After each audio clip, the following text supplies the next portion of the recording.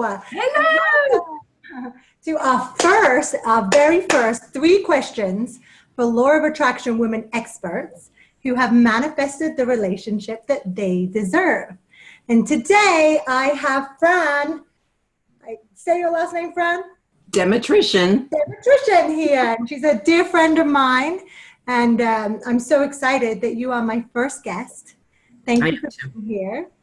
So would you tell me in 3 minutes or less how you met this love of your life and how long you've been together for?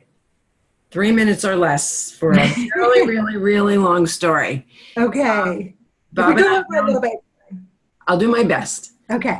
Bob and I have known each other for many, many years. He played music with my brother. Bob and I are 12 years apart. I am the senior, although I try not to let people know that, but here I am telling the world. We knew each other before we actually became a couple. We knew each other for, I want to say, lifetimes really, but probably 5 years. We were best friends. And as Bob would always put it, we had a romantic relationship, a romantic friendship. And then came a moment when we realized it was more than just friendship. So we've been married for 27, almost 27 years.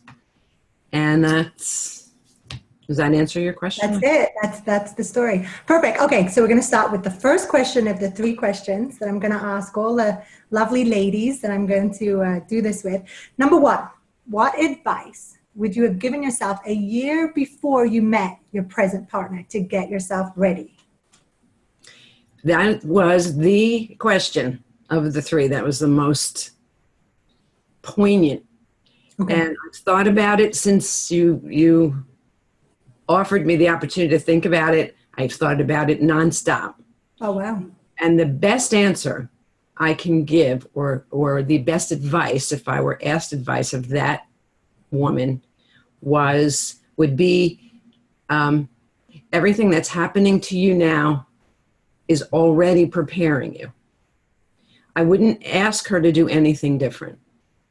Oh, wow. Because in retrospect and thinking about where I was a year before, Bob and I really became a bona fide couple. And the relationships prior to that, I would not have been ready for him and for us had all of those things not happened in the way exactly that they did. So the only advice I would give her would be to know in her deepest heart that this time is not wasted. And these heartaches and all of the things that have gone on that seemed wrong are actually not wrong. And she's not wrong. So that may not be quite what you were after, but there was no other answer I could come up with. That's beautiful. I love it. Thank you. Very wise advice. Thank you. Well, that really comes with maturity, because at the time, believe me, at the time, I wasn't thinking this. Okay. Yeah. But you were doing everything right to get you ready anyway, naturally, without even thinking about it. Exactly. That's beautiful. Okay, question 2. Yes. So why does it work this time when it has not worked before with all the other men? It works because I got to a place in my life personally at that point where I was no longer looking for it. I was looking for me. And at that point, I had stopped equating my wholeness with being with someone else. So, you're giving me goosebumps. Angel bumps. It had been kind of a long stretch. I was divorced and thought, okay, I'm going to be single, so everything's going to be hunky-dory. And again, in retrospect, it just didn't feel that way. But I was measuring everything against me being part of a couple for a really long time. And that was just not working. So I had gotten to a point where I don't want to say I didn't feel like I needed a man in my life. I just felt like right at that moment, I needed me in my life. I needed me to be whole and okay, just being me. And that's what really was happening, that I was standing firmly on my own 2 feet as myself, fairly firmly. That's beautiful. Thank you. Yes. Yes. Self-love is what brings everything in, is the first key to manifesting whatever your heart's desire. Yeah. Okay. So moving on to number 3, Yes. third and final question. What's the biggest secret to keeping your relationship completely fulfilling? Well, I think, the first thing, needless to say, is to be with the right person. Right. In the first place. And being mature enough and cultivating your self-knowledge and your own self-awareness to be able to discern that based on what hasn't worked in the past, and not repeating, recognizing patterns that haven't worked for you before, which is vital in life in general. And then really cultivating discernment.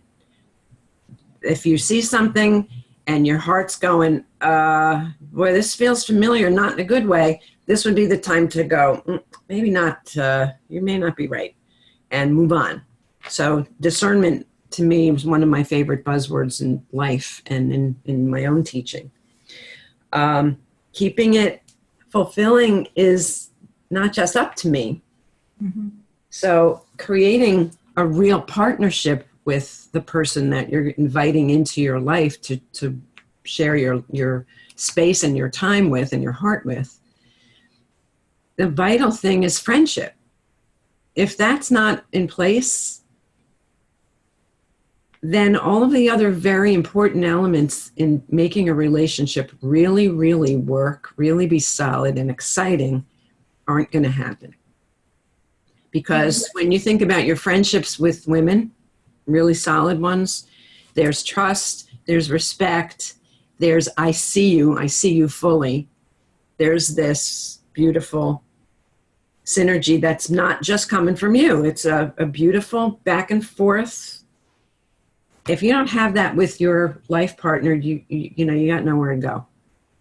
So Bob and I were very lucky because we were friends for a really long time before we became lovers and became a married couple.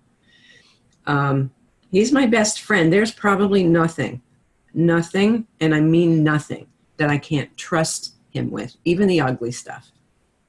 So if I'm feeling something that doesn't feel so good and makes me not feel good about myself, I can actually tell him that, because I know that he'll receive it like this. And he's kind of developed, and vice versa, by the way, the intuitive sense to know, okay, she just wants me to help her hold this. I don't need to say anything. And he doesn't judge me. And that's really, to me, the key. I mean, all the other stuff, the sex and the romance, that's important. That's very important. But when that's not there, obviously, it becomes the most important. But all things being relatively equal, without friendship, without trust, without being able to actually know that your partner sees you, all that stuff is going to fall away. And when push comes to shove and it's just the two of you, if you don't have that, there's kind of nothing to stand on. So we're very blessed because we have that, and I need to just add that we work at that. That just is not, you don't just plug that in and now it's plugged in and you just leave the plug. That requires due diligence, consistent work and effort, and being willing to be vulnerable. Wow. So that is my wisdom for the moment. Such great advice. I'm so glad I'm doing this. Thank you for being the first one. I am too. This is perfect. I am Perfect. too. Anybody who's listening, I just want anyone who's listening to know that you deserve to be loved. You deserve love. Yeah. Yeah. Thank you. Thank you so much. Thank Oh my you. gosh. And do you mind if anyone contacts you, if they have any questions or inspiration? Come over. If so, how can they do that? You're on Facebook? I'm on Facebook. I can give you, if you want, my email address. Yeah, I'll put it on the comments after. Email Perfect. address. The phone works still. Oh, really? It Forgot. does. Yes, I'm very, very happy to be available and Thank you. inspire if I can. I remember. I'm sure some girls are going to reach out to you. Well, thank you. Thank you so much. Thank you. Much love to you. Mwah. Love to you.